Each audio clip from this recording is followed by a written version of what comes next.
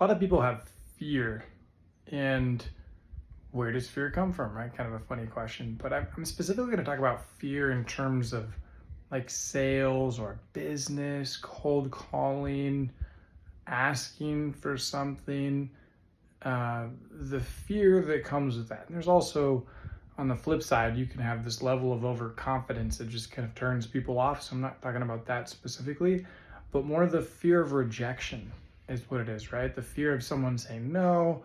What if they do this? And so we can tend to soften our approach, or sometimes just not even ask at all. So here's something that one of my mentors taught me probably close to a decade ago at this point, and it really was life-changing. That helped me with public speaking, with the business that I've been in, leadership development, cold calling, phoning, sales, business, really anything.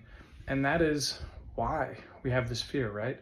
So if you think back once upon a time, and let's say we lived in these smaller social circles. So the example I will give you, you can do what you want with it, but imagine that we're a small tribe and we're in the mountains, and at night when we go to sleep, we make a circle, right?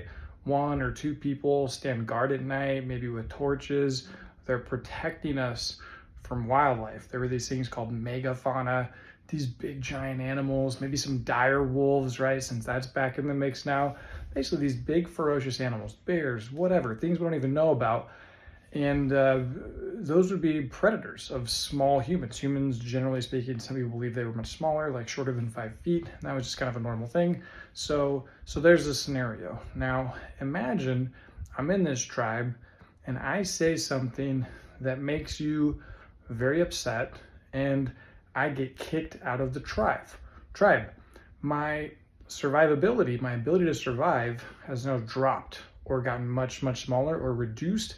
So it makes sense that I'm wired to fear being rejected by the group, by the tribe, being rejected, period, by my peers, by my people. So once you understand that and go, oh my gosh, this might be what some people would say is millions of years of evolution hardwired and programmed into me, how do I fight against that, right? Well, one is just to be able to recognize this is just a human wiring thing. Doesn't mean that because I think that it's real. Once you grasp that seed of thought of, oh my gosh, when I make this phone call, I'm not gonna die because the person says no. When I ask for this order, when I ask for this sale and someone tells me no, I'm not gonna die, right?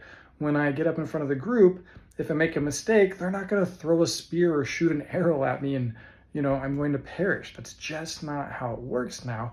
So now you can battle against that fear. Maybe even do what I know some people do, have some jokes, some fun things like, oh yeah, I'm not gonna die. I mean, I am someday, that's just how it works, but not in this moment, that's not the plan, right? So you can have a little fun with that, use that as a tool, as a seed of thought to get better at these particular things. I hope that helps.